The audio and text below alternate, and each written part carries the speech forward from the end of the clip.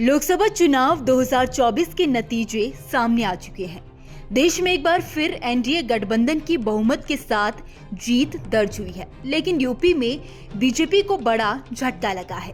BJP ने राज्य की सभी 80 सीट जीतने का दावा किया था, लेकिन नतीजे इसके उलट ही नजर आए।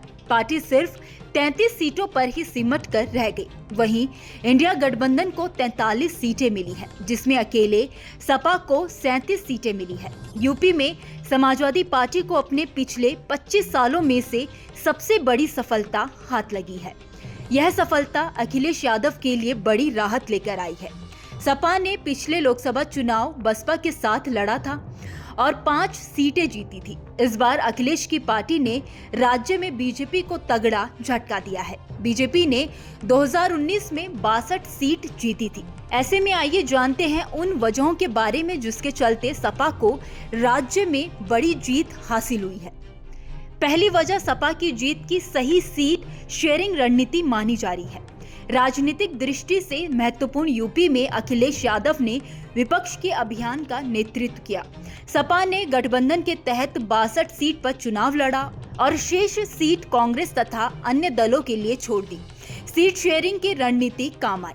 इसके अलावा पूरे परिवार ने एकजुटता दिखाई। 2019 के लोकसभा चुनाव में सपा का कुनबा बिखरा हुआ नजर आया था। चाचा शिवपाल सिंह यादव ने अलग पार्टी बनाकर चुनाव लड़ा। परिवार में आपसी कलह का खामियाजा अखिलेश को लोकसभा चुनाव में उठाना पड़ा था।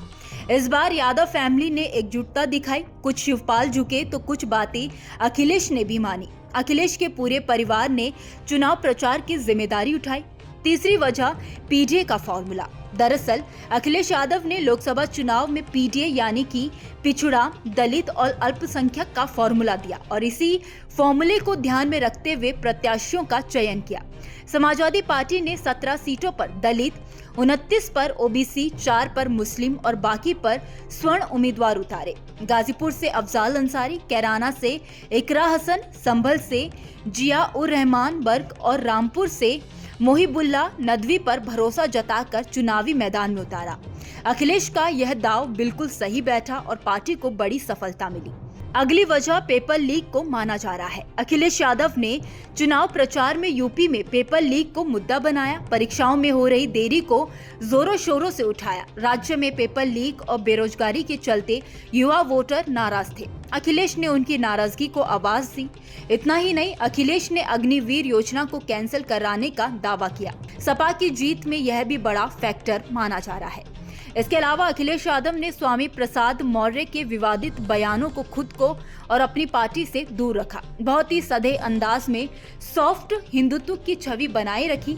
अखिलेश ने राम मंदिर प्राण प्रतिष्ठा पर सीधे कोई प्रतिक्रिया नहीं दी। इटावा में शिव मंदिर की नींव रख दी। स्वर्ण वोटर्स को साधने के लिए चंदौली से राजपूत और भदोही से ब्राह्मण प्रत्याशी उतारे। यार इस खबर में इतना ही। इस खबर को लेकर आपकी क्या राय है, आप हमें कमेंट सेक्शन में जरूर बताइए। वीडियो अगर पसंद आया हो तो वीडियो को लाइक और शेयर करना ना भूलें। बाकी देश और दुनिया की तमाम बड़ी अपडेट्स के लिए देखते रहिए न्यूज़ नेशन का डिजिटल प्लेटफॉर्म।